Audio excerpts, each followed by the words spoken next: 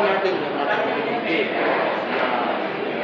Pipiliin natin ang dapat para sa ating habang sa Moro. Nag-start ko yung sample doon.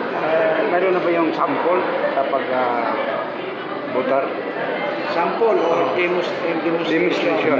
By November, we're having different demonstrations of the machines. In fact, as pointed out, one machine per municipality. So, compulsory yun na may demonstration sa bawat barangay. So, yun ang kaibahan. Before, talagang dalawa, tatlo, apat lang for the whole region. Ngayon, bawat municipality meron na. So, we're at least assured na aabot tayo kahit doon sa kinasulukan na parte ng mga barangay. Yung machine, Director, okay ba? Wala bang problema sa machine? Mas magaling yan machines kaysa mga nauna. Ito yung tinatawag na automated counting machines. May mga additional features. Mas malaki ng screen, you could always change your vote before having it counted. May mga, talaga hindi mo makikita yung bumuboto dahil may nakaharang para hindi makita ng iba. At before i-count, pwede mo makita kung ano yung mga binoto mo. And of course, meron itong paper trail, yung coupon na makikita mo rin sa machine before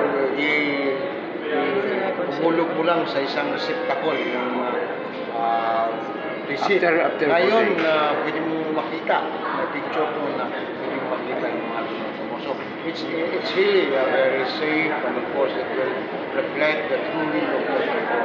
But somehow, as I pointed out with our chairman, na anything relating to the machine, we are sure of that.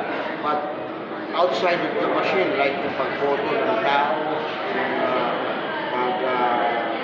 yung kukunin nila mga pangalan, dapat yung mga pangalan din nila, alam na mga bumoto, ay dapat bantayan natin. Kasi hindi naman yan makikita ng ating machine. Kung si Juan de la Cruz ang bumoto ay si Mario de la Cruz, iba na yun. Dapat yung mga watchers natin, and of course, yung citizens are, and yung mga butante themselves, we should be vigilant. Bantayan natin each and every step. Okay.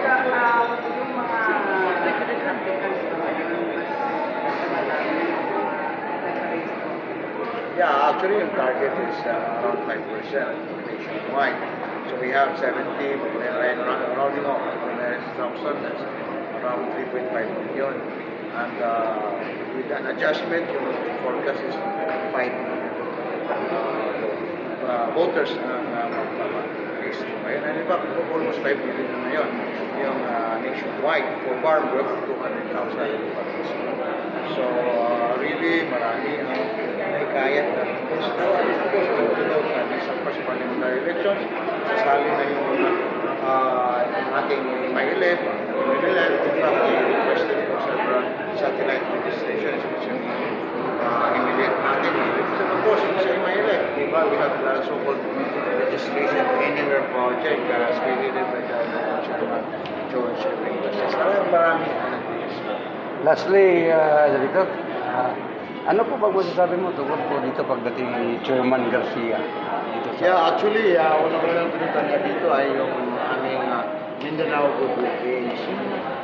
Sports fees, alam naman natin, if you're going to have a sound mind, a sound body, of course, you can make a sound decision. So, talaga yun, it would, of course, promote camaraderie among our colleagues in the whole Mindanao. It's only for Mindanao. Kaya bumisita ang ating galang-galang chairman para mapakita niya kung ano siya, kung yung welfare ng ating mga kasama dito sa Mindanao.